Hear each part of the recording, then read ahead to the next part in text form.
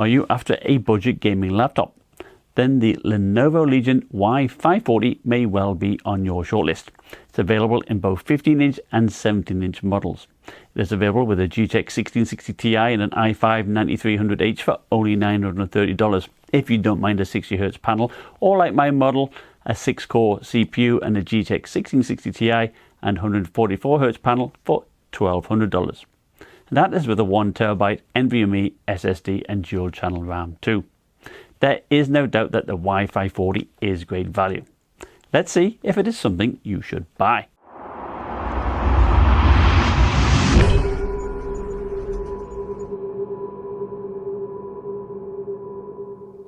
Hi, this is Stephen from OWNorDisown. Unlike the Y740, the Y540 is an all-black plastic build, the palm rest having a nice rubbery finish that is prone to showing fingerprints. The rear of the lid has a ridged spiral pattern that gives it a nice look, but also shows oil from your hands quite a bit. On the left is the Legion branding, and when powered on, their symbol in the O lights up white. Now, this cannot be changed to any other colour, but can be turned off and on by pressing Ctrl and L. The hinges are very solid and makes the panel nice and stiff. And should you see the need, the screen actually lays flat. The keys are backlit white and have 2 levels of brightness. The deck is quite rigid, but there is definitely more flex on the right hand side. The plastic trackpad is fairly small and uses Windows Precision drivers, and it has separate textured mouse buttons. It does work well, although I do wish it was a bit larger. As for the ports on the left, there is a small heat exhaust, a USB 3.1 Type A port that can be used to charge a phone even when the laptop is powered off, and a combo headphone mic jack. On the right, there is another USB 3.1 Type A, the Nova hole, and another air vent. All of the video ports are around the back, which helps keep the cables out of the way. There is a USB-C port, which is not Thunderbolt. You have a mini display port, a third USB 3.1 Type A, an HDMI, the power connector, and the Kensington lock. The rear ports are labelled, but unlike the Y740, they are not lit up, which does make it difficult to see what they are from above. So here's the 720p webcam. Of course, it's down at the bottom, so you'll get more of a lower shot. And of course, when you're typing, you'll see your fingers. Now, when you unplug the power cable, it's a lot more jittery. So bear that in mind. When it's running on battery, it's not that great.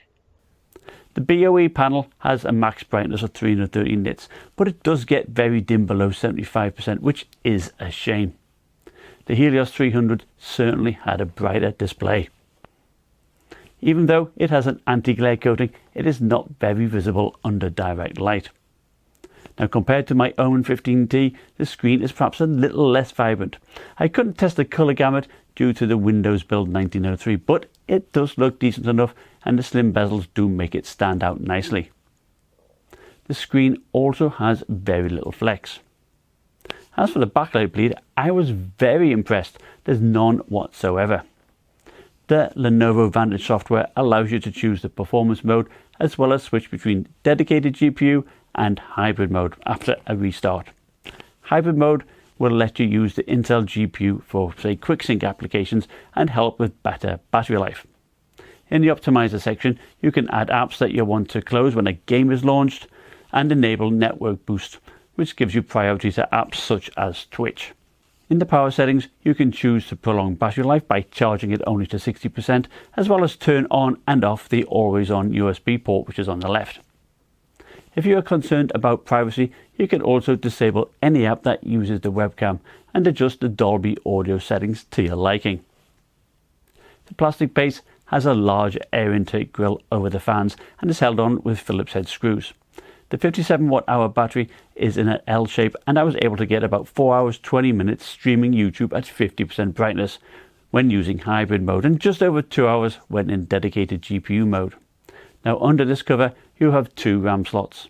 You have a PCI Express M.2 slot, a 2.5-inch bay, an Intel 9560 Wi-Fi card, and 2 fans, each with 70 blades. You have 1 shared heat pipe and 2 separate ones that are attached to 2 small heat sinks at the sides. Now, I do wish these side heat sinks were larger, as I'm sure that would help with the cooling. Idle fan noise using the quiet profile was great. 33 decibels, basically you could not hear it.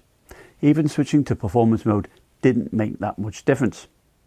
I was asked to measure the fan noise when streaming video on quiet mode, and indeed the fans can now be heard, but at 35 decibels it's still very quiet.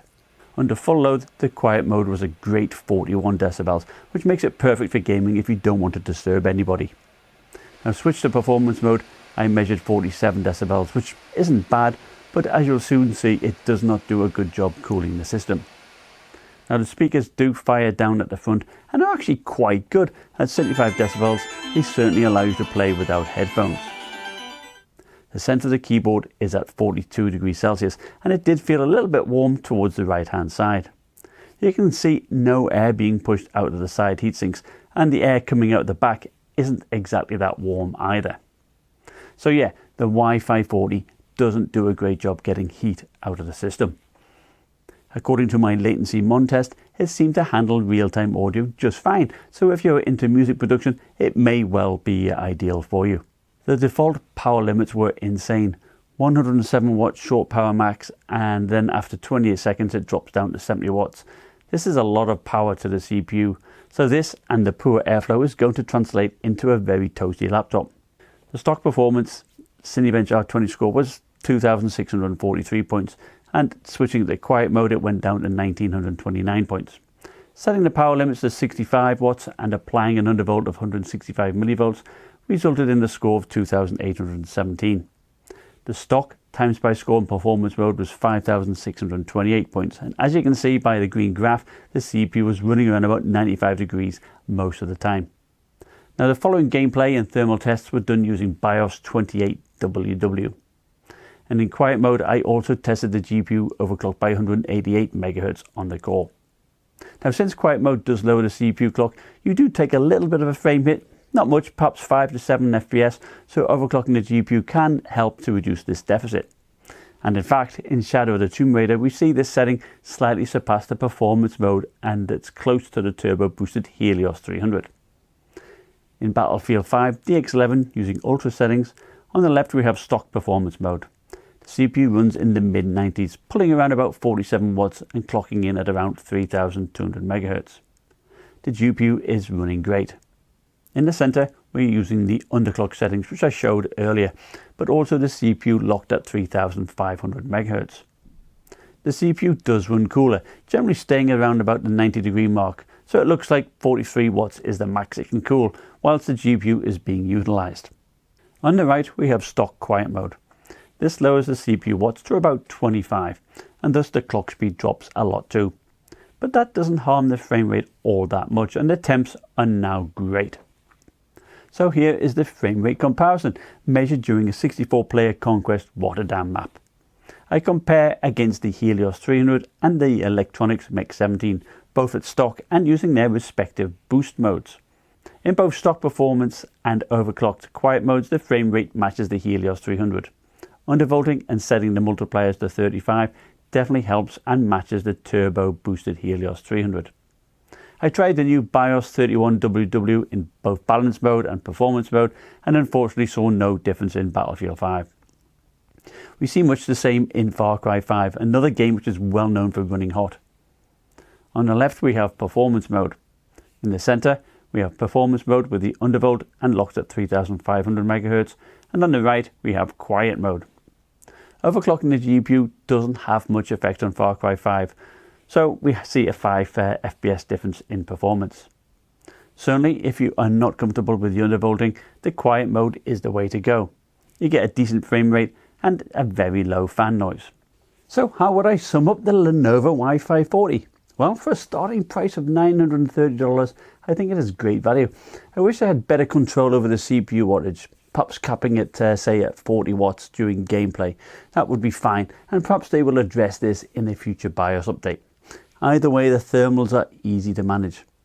Now I did try using both a Opula vacuum cooler and a regular incline cooler, and I saw no benefit at all. So using quiet mode or my tweak is the way to go. It has decent ports. If you need Thunderbolt 3, a brighter panel, or even G-Sync, then you have the Y740 option. Now I do like how you can switch between the dedicated GPU and the hybrid mode. The speakers are also decent and the build quality is okay, although it is a bit of a fingerprint magnet. I'd like to thank you for watching. Remember, like, subscribe, and I'll see you next time. Bye.